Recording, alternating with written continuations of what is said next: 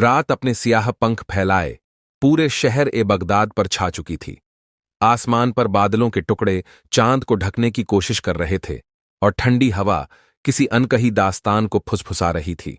Baghdad, जो रोशनी और चहल पहल का शहर माना जाता था, आज एक अजीब खौफ के साए में डूबा हुआ था।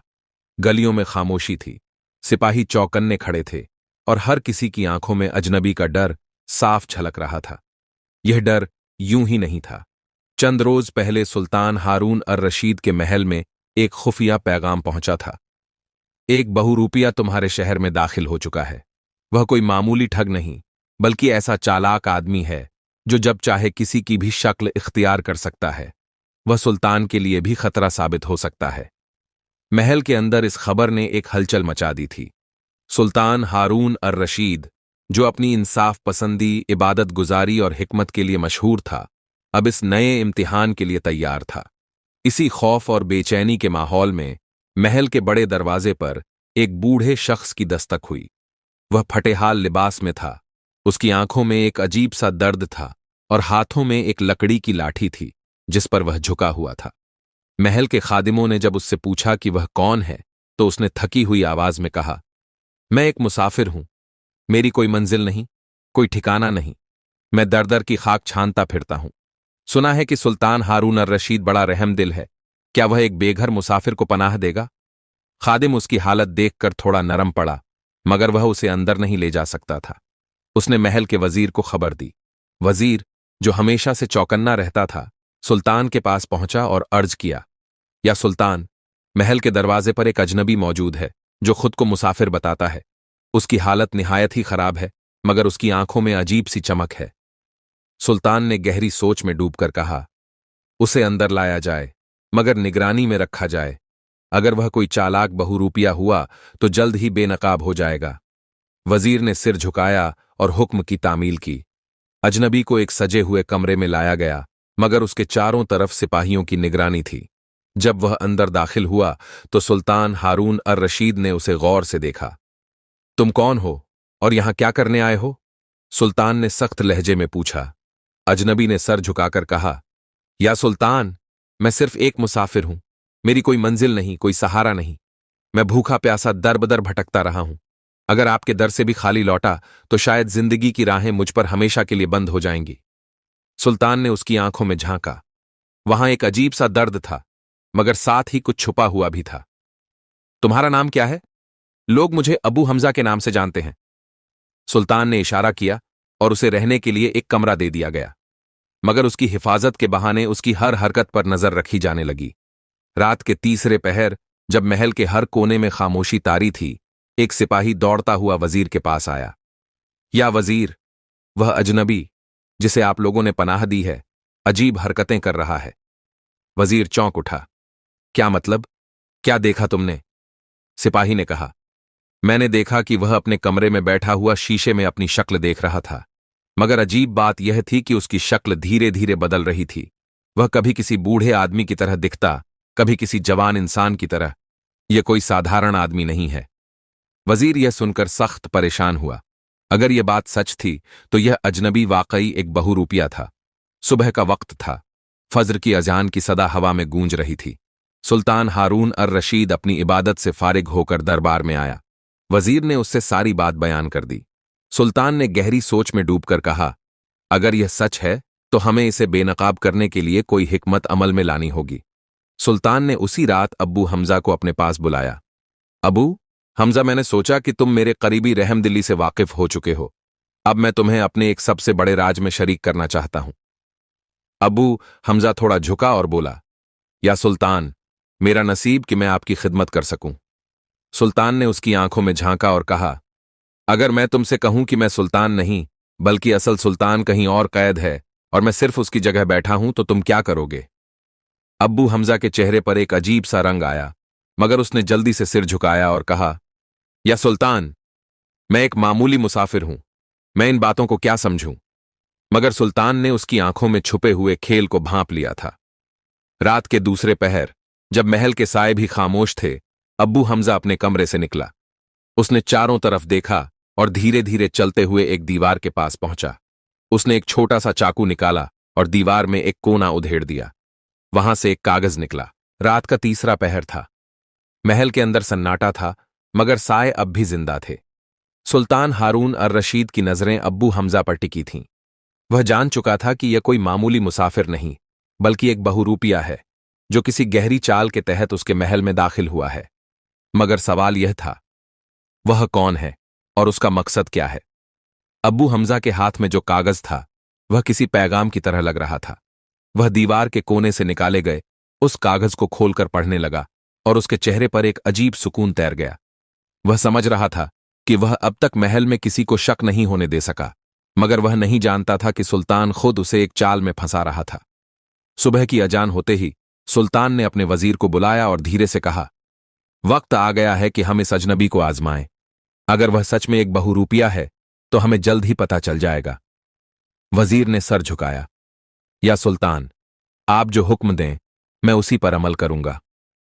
सुल्तान ने एक हल्की मुस्कुराहट के साथ कहा, आज मैं इसे अपना राजदार बनाऊंगा और देखूंगा कि वह इस राज को कैसे संभालता है।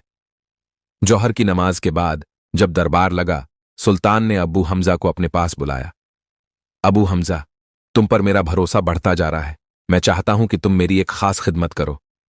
अबू हमजा ने सिर झुकाया। या सुल्तान, मेरी किस्मत कि मैं आपकी कोई भी सेवा कर सकूं। सुल्तान ने गहरी सांस ली और कहा, मैं चाहता हूं कि तुम मेरी जगह एक काम करो। मैं चाहता हूं कि तुम एक पैगाम मेरे सबसे वफादार गुलाम को दो, जो शहर के बाहर रहता है। मगर ध्यान रहे, यह पैगाम बहुत खास है। अब्बू हमजा थोड़ा चौंका, मगर जल्द ही उसने खुद को संभाल लिया। जो हुक्म या सुल्तान, मैं इसे पहुंचा दूंगा। सुल्तान ने हल्की मुस्कान के साथ एक मुहरबंद पैगाम उसके हवाले किया, मगर असल खेल अब शुरू होना था। अब्बू हमजा जैसे ही महल से बाहर निकला, सुल्तान के वफादार सिपाही उसकी हर हरकत पर नजर रखने लगे। अब्बू हमजा ने पैगाम हाथ में लिया और तेजी से चलते हुए महल से बाहर आया, मगर उसने सीधा बाहर जाने के बजाय पहले एक सुनसान गली में जाकर इधर उधर देखा और फिर एक अंधेरी कोठरी में दाखिल हुआ। वहां पहले से दो आदमी खड़े थे। जैसे ही उन्होंने अब्बू हमजा को देखा, उनमें से एक फुसफुसाया, क्या मिला? अबू हमजा ने मुहरबंद पैगाम दिखाया और हंसते हुए कहा, देखो, सुल्तान खुद अपने हाथों से मुझे राज सौंप रहा है। अगर इस पैगाम में कुछ अहम बात निकली तो हमारी साजिश पूरी हो जाएगी। दूसरा आदमी जो काले लिबास में था आगे बढ़ा और धीरे से कहा, पहले इसे खोलो, देखो इसमें क्या लिखा है। अब्बू हमजा ने जल्दी से मुहर तोड़ी और कागज खोला, मगर जैसे ही उसने पहला लफ्ज पढ़ा, उसका चेहरा पीला पड़ गया। कागज पर सिर्फ एक ही लफ्ज लिखा था, बेनकाब। अब्बू हमजा का बदन कांप उठा। इसका मतलब था कि सुल्तान पहले ही सब जान चुका था। यह एक जाल था जिसमें वह खुद ही फंस चुका था। उसके साथ मौजूद दोनों आदमी भी घबरा गए, मगर इससे पहले कि वे कुछ कर पाते, दरवाजा जोर से खुला और सुल्तान के सिपाही अंदर घुस आए। हाथ ऊपर करो, सिपाही गरजते हुए बोले। अब्बू हमजा को अब समझ आ चुका था कि उसका खेल खत्म हो चुका था। अबू हमजा और उसके दोनों साथियों को बांधकर महल लाया गया। सुल्तान हारून अर रशीद अपने तख्त पर बैठा था। जैसे ही वे तीनों उसके सामने पेश किए गए, सुल्तान ने अब्बू हमजा की आंखों में देखा और कहा, तो यह है तुम्हारा असली चेहरा? तुम एक मुसाफिर नहीं, एक जालसाज हो। बोलो, तुम कौन हो और किस मकसद से यहां आए थे? अबू हमजा ने गहरी सांस ली। उसकी आंखों में अब वह मासूमियत नहीं थी जो पहले थी। उसने धीरे से कहा, तुम बहुत चालाक हो या सुल्तान, मगर मैं भी कोई मामूली बहुरूपिया नहीं हूं। सुल्तान ने गुस्से से कहा, सच बताओ, वरना तुम्हें सख्त सजा दी जाएगी। अबू हमजा हंस पड़ा और कहा, अगर मैं कहूं कि मैंने तुम्हारे सबसे करीबी आदमी को धोखा देकर उसकी जगह ले ली है, तो तुम क्या करोगे? सुल्तान का चेहरा सख्त हो गया। अबू हमजा ने अपनी आंखों में चमक लाते हुए कहा, हां या सुल्तान, मैं सिर्फ एक बहुरूपिया नहीं, बल्कि तुम्हारे सबसे खास वजीर की शक्ल में भी आ सकता हूं। मैंने महल में हर किसी का भरोसा जीत लिया था, मगर तुम्हारी चाल ने मुझे मात दे दी। सुल्तान ने वजीर की तरफ देखा, जो सख्त परेशान लग रहा था। या सुल्तान, यह झूठ बोल रहा है, वजीर चिल्लाया। मगर अब्बू हमजा ने हल्की मुस्कान के साथ कहा, क्या यह सच में झूठ है? सुल्तान अब तक यही समझ रहा था कि अब्बू हमजा सिर्फ एक चालबाज इंसान है, मगर अब जो बात उसने कही थी वह सोच से भी ज्यादा खतरनाक थी। क्या वाकई महल के अंदर किसी और ने भी वफादारी का नकाब ओढ़ रखा था? क्या कोई ऐसा था जो अब तक सुल्तान के भरोसे को धोखा दे रहा था? सुल्तान हारून अर रशीद की नजरें अब्बू हमजा पर जमी थीं। उसके लफ्ज अब भी हवा में गूंज रहे थे। मैं सिर्फ एक बहुरूपिया नहीं, बल्कि तुम्हारे सबसे खास वजीर की शक्ल में भी आ सकता हूं। दरबार में एक गहरा सन्नाटा छा गया। महल के हर शख्स की सांसें रुक सी गईं। क्या यह सच था? क्या सुल्तान के सबसे करीबी आदमी ने ही उसके साथ गद्दारी की थी? वजीर, जो इतने सालों से सुल्तान के साथ वफादारी से खड़ा था, अचानक तिलमिला उठा। उसने गुस्से से अब्बू हमजा की तरफ देखा और गरजते हुए कहा, या सुल्तान, ये एक फरेबी आदमी है। ये आपको धोखा देने के लिए नया जाल बुन रहा है। क्या आप इस चालबाज की बातों पर यकीन करेंगे? सुल्तान ने अपनी नजरों को वजीर की तरफ मोड़ा। अगर यह झूठ बोल रहा है तो यह जल्दी बेनकाब हो जाएगा, मगर अगर यह सच कह रहा है तो इसका मतलब है कि महल में कोई और भी है जो हमारा दुश्मन है। सुल्तान ने गहरी सोच में डूबकर हुक्म दिया, अबू हमजा को कड़ी निगरानी में रखा जाए और कोई भी महल से बाहर न निकले जब तक कि सच सामने न आ जाए। उस रात महल के अंदर एक नई हलचल शुरू हो गई।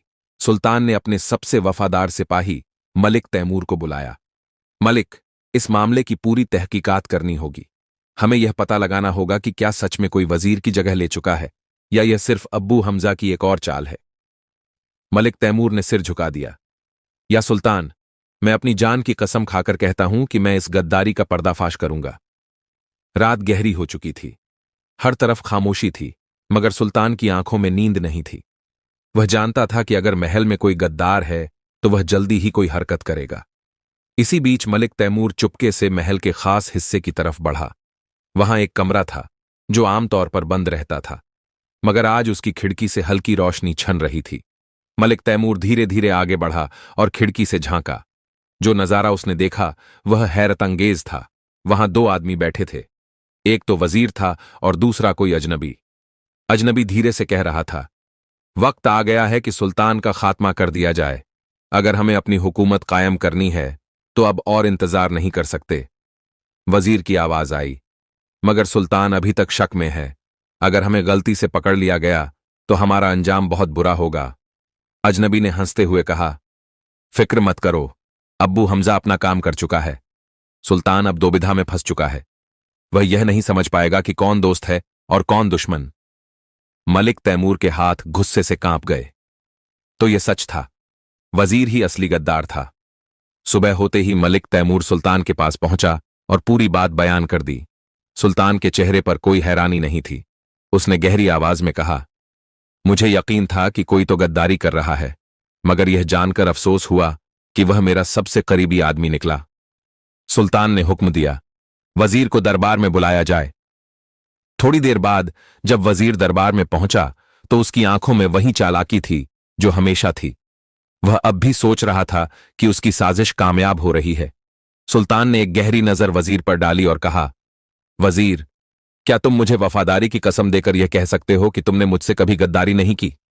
वजीर चौंका, मगर उसने खुद को संभालते हुए कहा, या सुल्तान, मैं हमेशा से आपका वफादार रहा हूं। तभी दरबार के दरवाजे खुले और मलिक तैमूर अंदर आया। उसके साथ वह अजनबी भी था जिसे उसने पिछली रात वजीर के साथ देखा था। अजनबी को देखकर वजीर का चेहरा जर्द पड़ गया। सुल्तान ने कड़े लहजे में कहा, अब कोई फायदा नहीं वजीर, तुम्हारी साजिश का पर्दाफाश हो चुका है। अब्बू हमजा, जो अब तक सिपाहियों की निगरानी में था, दरबार में लाया गया। उसने सुल्तान की तरफ देखा और कहा, या सुल्तान, मैं सिर्फ एक बहुरूपिया हूं, मगर मैं कभी गद्दार नहीं था। मुझे सिर्फ एक मोहरा बनाया गया था। असली साजिश तो तुम्हारे अपने ही दरबार में हो रही थी। सुल्तान ने गुस्से से वजीर की तरफ देखा, तुमने क्यों गद्दारी की? इतने सालों की वफादारी के बाद तुमने मेरे ही खिलाफ साजिश क्यों रची? वजीर के चेहरे पर अब भी एक अजीब मुस्कान थी। उसने धीरे से कहा, क्योंकि मैं कभी भी तुम्हारे हुक्म को नहीं मानता था। या सुल्तान, मैं हमेशा तुम्हारी ताकत पर हंसद करता था और मैं चाहता था कि बगदाद पर मेरा राज हो। सुल्तान के चेहरे पर अफसोस की परछाई आई। उसने गहरी आवाज में हुक्म दिया, गद्दारों को उनके अंजाम तक पहुंचाया जाए। उसी शाम महल के आंगन में लोगों की भीड़ जमा थी। वजीर, अब्बू हमजा और उनके साथी खड़े थे। सुल्तान ने हुक्म दिया कि वजीर को कैद खाने में डाल दिया जाए और अब्बू हमजा को उसके गुनाहों के मुताबिक सजा दी जाए। अब्बू हमजा ने सुल्तान की तरफ देखा और कहा, या सुल्तान, मैं सिर्फ एक बहुरूपिया था। मगर इस महल के अंदर असली बहुरूपिये वो थे जो वफादारी का नाटक कर रहे थे। मैं अपने अंजाम को कबूल करता हूं। उस रात जब सुल्तान अकेला बैठा था, उसने आसमान की तरफ देखा और गहरी सोच में पड़ गया। जिंदगी में सबसे बड़ा धोखा अक्सर अपनों से ही मिलता है, और असली बहुरूपिये वही होते हैं जो इंसान के सबसे करीब होते हैं।